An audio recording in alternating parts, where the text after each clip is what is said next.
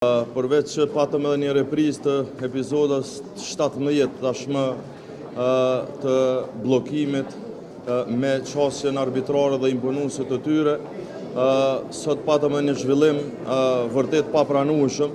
E para punës, deputetët e partisë që ka dalë para në zgjedhje nuk erdhen as me kohë, ju e pat ishin 45 minuta vonë, dhe kur erdhen patën një kërkesë që në mënyrë të organizuar ta shkelim rregullore.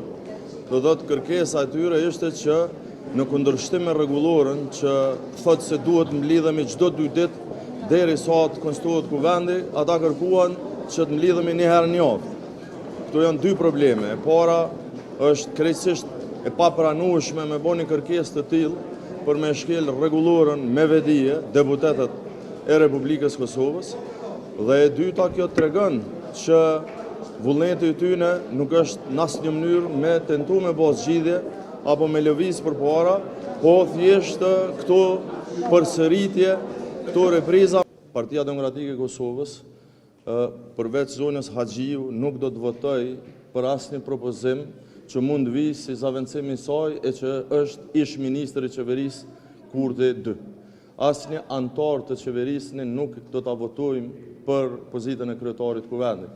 Ka të bëj personalisht me një individ, siç janë mundu që ta interpretojnë, ka të bëj me parimin, sepse ne besojmë që ata të gjithë janë shembujt më eklatant dështimit dhe degradimit vendit.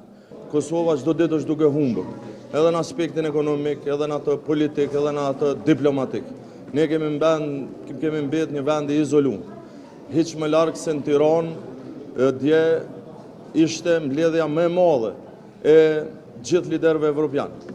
Dje na gëzon fakti që Tirana është shndruar në kryeqytet të Evropës, ndërsa në Kosovë deputeti Kurti, si ish kryeministër, pati një takim tjetër ndërkombëtar me disa trin socialist nga mbar bota. Kjo është dallimi kur ke qeveri e cila vërtet është funksionale